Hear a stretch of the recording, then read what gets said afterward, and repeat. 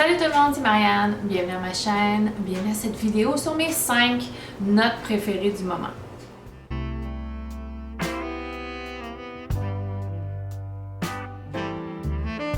Tout d'abord, avant de commencer, si vous n'êtes pas abonné, abonnez-vous, laissez un commentaire et c'est toujours super de rencontrer des passionnés de parfum.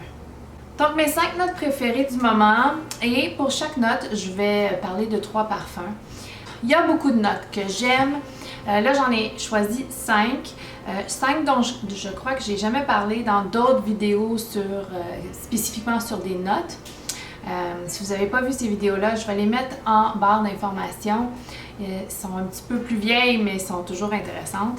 Et j'ai choisi 5 notes. Je vais vous présenter 3 parfums par note. Et donc, je vais commencer tout de suite avec l'ambre. Donc pour l'ambre, ça fait pas très longtemps que j'aime ou j'adore cette note. Avant, je trouvais ça très épais ou des fois peut-être que j'ai pas rencontré l'ambre qu'il me fallait. Il était très sucré et si vous me suivez depuis un moment, vous savez que les parfums sucrés et moi, c'est une relation amour-haine. Donc les ambres ici sont pas sucrés, mis à part un. Donc on va commencer avec expliquer qu'est-ce que c'est l'ambre. L'ambre, c'est un accord en fait, c'est pas une note spécifique. C'est un accord de plusieurs notes.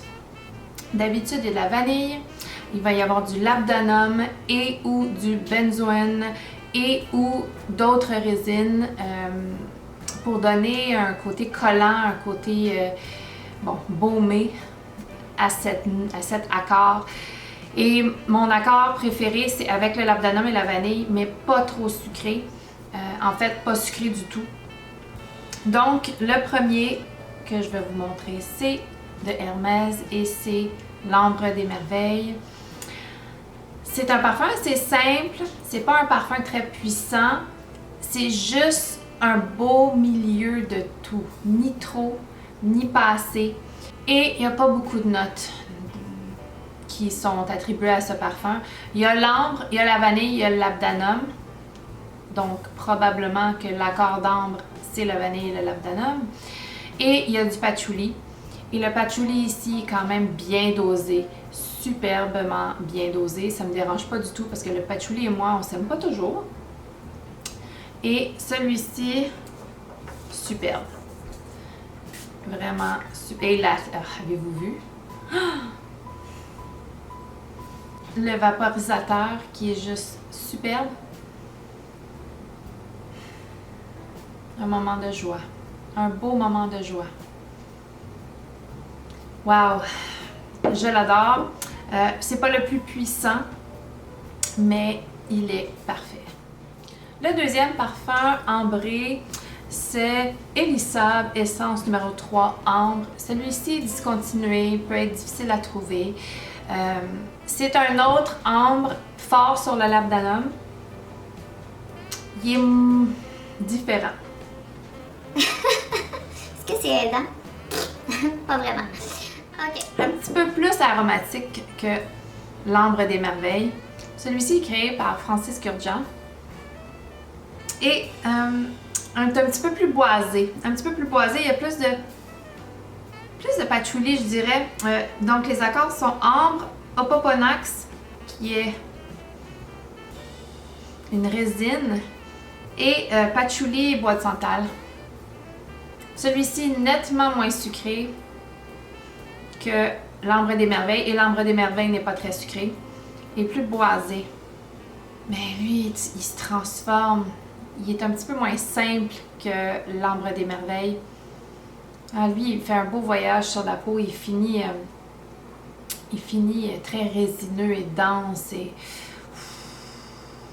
il est superbe. Il est vraiment superbe. Ouais. Le troisième, c'est une nouveauté parce que je l'ai reçu, ça faisait partie de mon abonnement UniQ de janvier. C'est Frappin, Terre de Sarment. Et celui-ci est quand même assez sucré. Donc Frappin, c'est pas une maison que je connais bien, c'est vraiment les premiers parfums Frappin que je connais, Terre de Sarment et Speakeasy. Et celui-ci, c'est une création de Jeanne-Marie Faugier. C'est plus épicé. C'est plus épicé comme ambre. C'est en note de tête et c'est plus complexe. Beaucoup plus complexe. En note de tête, il y a des raisins néroli, pamplemousse. Ensuite, il y a vraiment beaucoup d'épices. Il y a de la muscade, de la cannelle, de l'amiris. C'est une résine, l'amiris. Ensuite, il y a de la fleur d'oranger. Et en note de fond, il y a du benjoin, de la myrrhe et de l'encens. J'avoue que l'encens, je la trouve très discrète. Mais c'est une superbe ambre, légèrement sucrée. Probablement avec les fruits et la fleur d'oranger. Mais c'est superbe, c'est complexe. C'est pas très longue tenue. J'ai été quand même assez déçue de la performance. J'ai pas eu plus que 3-4 heures, ça c'est sûr. Mais le développement et la complexité m'a intriguée. Donc ça c'est un nouveau. Je suis encore en apprentissage de celui-là, de Frère. Ma prochaine note préférée du moment, c'est la fleur d'oranger. La fleur d'oranger aussi, c'est nouvellement une note préférée. Ça a été un très lent développement. Malgré que le premier parfum, ça fait des années et des années qu'il est dans ma collection. Mais je ne sentais pas beaucoup la fleur d'oranger quand j'ai commencé à le porter. Donc, le Narciso Rodriguez For Her, dans les notes, c'est écrit fleur d'oranger africaine. Je crois, j'espère. Oui, fleur d'oranger africaine. Phew! Mais il y a aussi de l'osmanthus, il y a de la bergamote, il y a du musc, il y a de l'ambre, mais c'est pas détectable à mon avis. Il y a du vétiver, de la vanille et du patchouli. C'est une création de Christine Nagel et de Francis Kurkdjian. Et ça, c'est un intemporel dans ma collection. Un parfum musqué, légèrement poudré, avec... Je sens de plus en plus la fleur d'oranger et je trouve qu'elle reste très longtemps, même si c'est une note de tête ici. C'est un parfum très puissant qui dure très longtemps, même si c'est une eau de toilette. C'est un superbe parfum intemporel que j'adore et que je vais sûrement toujours avoir dans ma collection et aimer. Le deuxième parfum que ça fait un bon moment qui est dans ma collection, c'est le Jean-Paul Gaultier classique Essence de parfum. Ça, c'est un parfum très sucré. En ce moment, j'ai un petit problème avec les parfums sucrés.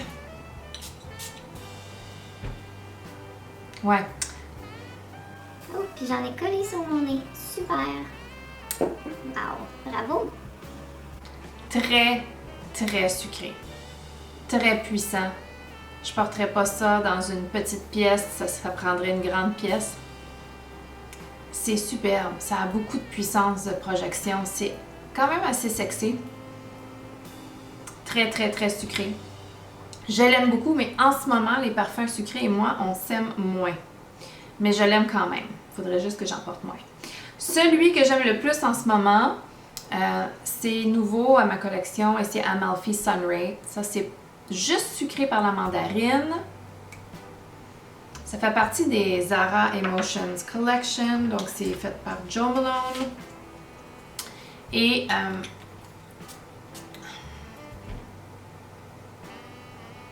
c'est juste une joie. Fleur d'oranger fraîche, vitaminée, pépée avec mandarine un petit peu sucrée. Ça manque de tenue, mais ça me dérange tellement pas. L'odeur est juste trop bien. Ah! Légèrement propre, mais c'est juste représentatif du soleil, du printemps qui s'en vient. Je sais que j'en parle beaucoup ces temps-ci, mais c'est pour une raison, c'est parce que je l'aime beaucoup. Ma prochaine note préférée est le café. Et oui, le café.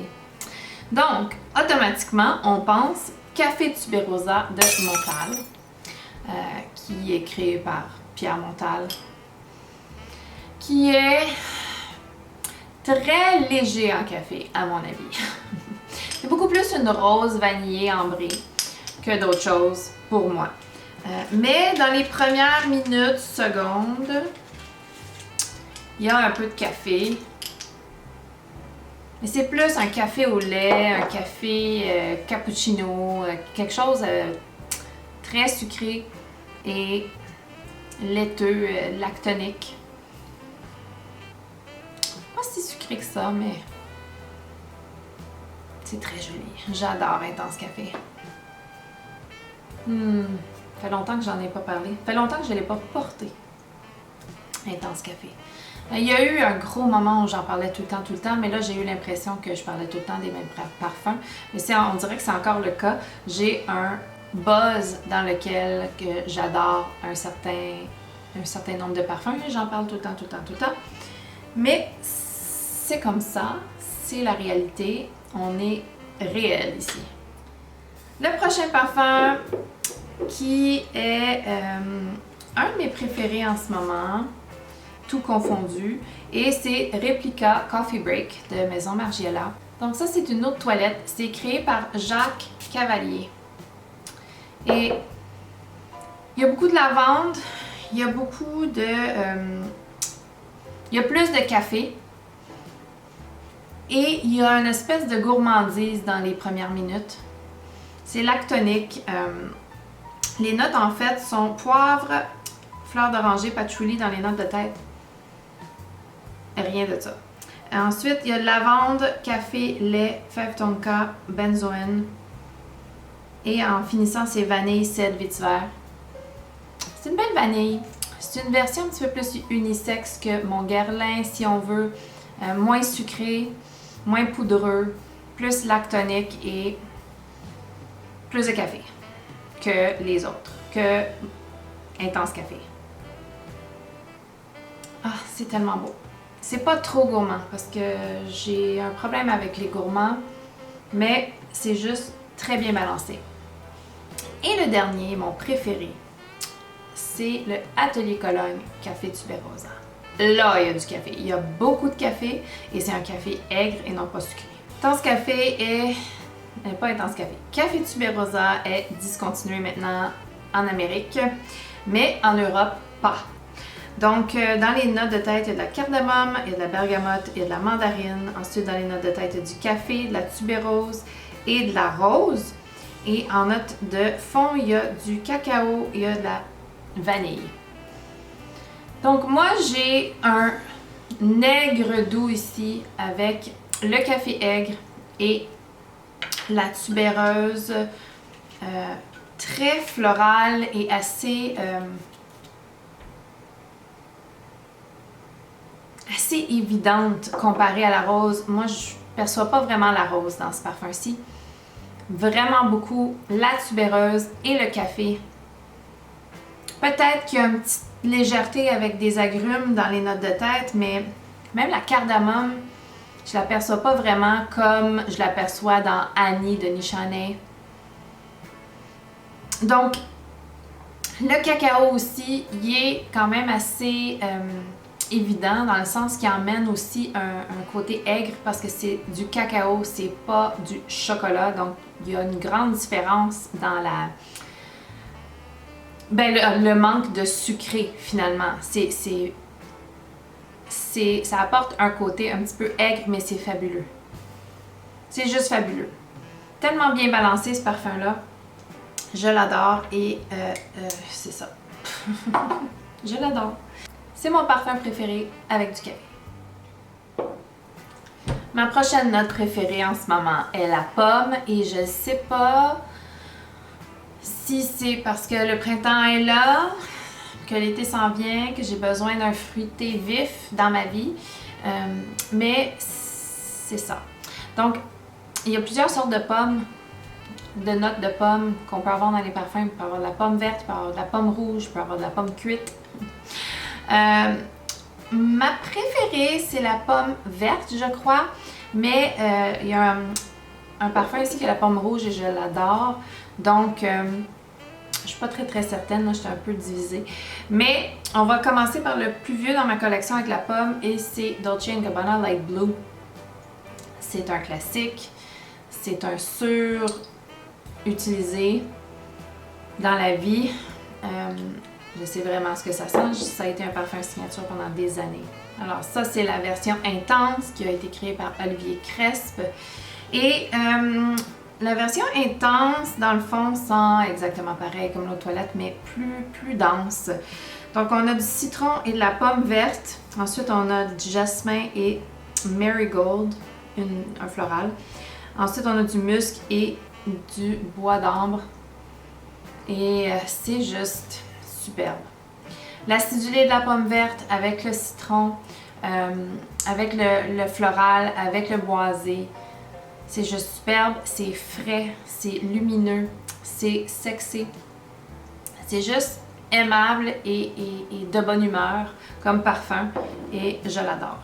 Ensuite, un autre que j'adore avec la pomme verte, c'est DKNY Be Delicious de Donna Karan New York, DKNY. Ça, c'est juste un échantillon, mais j'ai eu beaucoup d'échantillons de ce parfum-là. Et je l'adore. Il est beaucoup plus sucré que le Light Blue, mais il est beaucoup plus pomme verte aussi. Il est fruité. C'est quand même un très vieux parfum, lui aussi. Dolce & Gabbana, c'est comme 2001. Be Delicious, c'est 2004. Et ça a été créé par Maurice Roussel. Je l'adore. Il est fruité, il est sucré, légèrement floral, super joyeux, super facile à porter, superbement fruité et pomme verte. Parce que la pomme verte, elle a un petit acidulé qui est juste joyeux et délicieux et c'est tout ce que j'ai à dire. Donc, dans les notes de tête, il y a du concombre, du pamplemousse, magnolia, ensuite pomme verte, muguet, tubéreuse, violette rose. Et en note de fond, il y a des notes boisées, du bois de santal et de l'ambre. Je trouve pas que les notes de fond sont très en avant. Je trouve beaucoup que la pomme verte et peut-être même la fraîcheur du cocombe et du pamplemousse, ça ferait du sens parce que c'est quand même assez vert comme parfum. C'est quand même assez transparent et juteux. Je l'adore. Be Delicious, c'est un bon parfum. C'est très vieux, personne n'en parle, mais moi je l'aime. Et le dernier pour la pomme, c'est une pomme rouge. Et c'est de Nobile 1942, la Danza delle Libellule.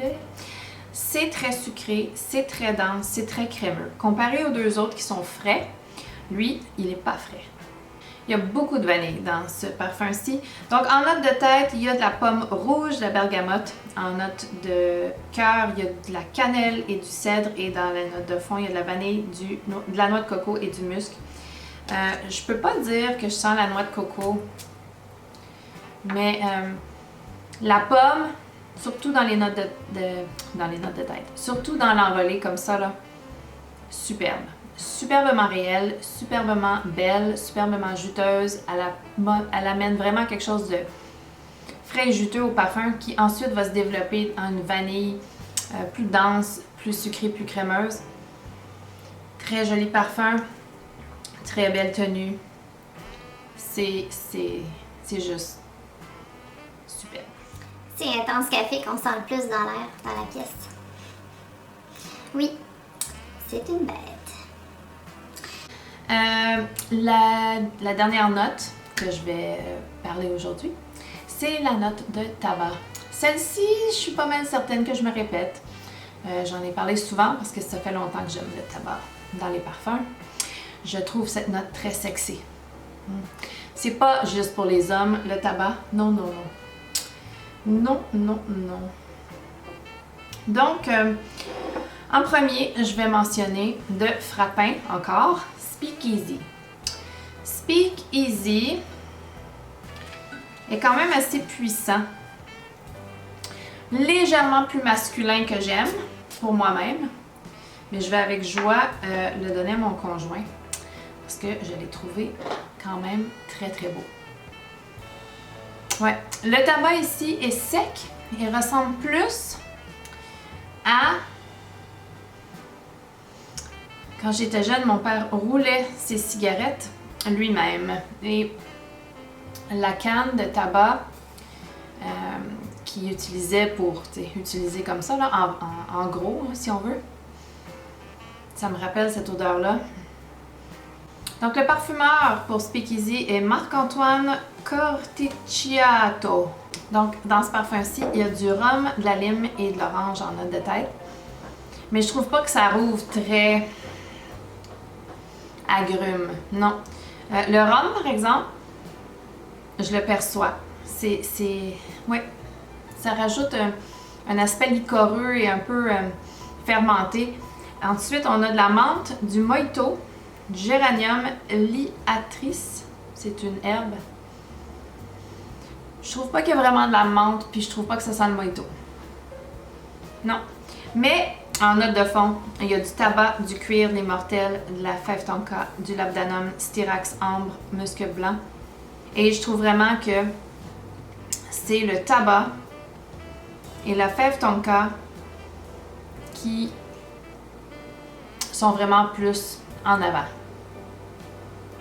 Je l'ai trouvé très bien. Je trouve ça le fun de découvrir d'autres parfums avec du tabac que juste ceux que je connaissais avant. Probablement que je vais le donner à mon conjoint. Parce qu'il me fait un peu penser à mon Okcha qui est Tobacco Vanille. Un dupe de Tobacco Vanille. Je le trouve légèrement masculin sur moi. C'est mon conjoint qui le porte le plus. Ça ressemble pas tant que ça à ce parfum-là, mais il y a des petites connotations. Le tabac est similaire à mon Okcha qui dupe le Tobacco Vanille de Tom Ford. Et voilà pour celui-là, c'était Speakeasy. Maintenant, un prochain de Unique encore, c'est de parfum de Marley Herod. Maintenant, Herod, je le trouve absolument fabuleux pour moi-même. Je le porte. Ouais. Il est un peu plus sucré, un peu plus lumineux, un peu plus fruité dans l'ouverture. Son tabac est moins sec. Ouais, il est super beau. Donc, Herod a été créé par Olivier Pêcheux. Et il y a de la cannelle, du poivre dans les notes de tête. Ensuite, il y a de la feuille de tabac, de l'encens, de l'osmanthus, de l'abdanum. C'est vrai qu'il y a plus de l'abdanum que dans Speakeasy. Et la vanille, musc, cèdre, ISO e-super, cypriol oil, huile de cypriol et vétiver. Je trouve pas que le vétiver est très prononcé ici. Je sens beaucoup plus le style de bois de cèdre et de la vanille. C'est vraiment superbe. Plus fruité, plus un petit peu sucré, plus tabac. Le tabac n'est pas sec, il est plus humide si on veut. Il est très très plaisant. Très très plaisant, je l'aime beaucoup, beaucoup, beaucoup. Et le dernier, mon préféré. J'en ai parlé souvent de Ex Idolo et c'est Rider. Et lui, il y a beaucoup de l'abdanum. Il y a beaucoup de l'abdanum. C'est un ambré aussi, mais c'est un ambré avec du tabac et c'est superbe. C'est superbe, superbe. J'en ai parlé souvent. Il est très riche. Le tabac ici ressemble à celui dans Herod. Il est beaucoup plus humide. Il n'est pas sec. Puis avec l'ambre, c'est juste superbe. C'était mon parfum de Noël cette année. Ouais. Je l'adore et ça en prend pas beaucoup. J'ai une toute petite bouteille et c'est bien correct comme ça. Il est très performant. Il sucre un peu sur la peau même. Il se développe, il devient sensuel et crémeux, pas crémeux, résineux et avec le tabac là. Ouf! Je l'adore. C'est un superbe parfum. C'est une superbe découverte pour moi de 2021. Et c'est juste superbe. Si vous ne l'avez jamais senti, cherchez-vous un échantillon, ça vaut la peine. Alors c'est tout pour cette vidéo sur mes notes préférées du moment. Dites-moi vos notes préférées du moment. J'aime ça, vous entendre à tous les sujets. Si vous avez aimé la vidéo, donnez-y un thumbs up. Abonnez-vous si ce n'est pas déjà fait et on se revoit bientôt. Bye!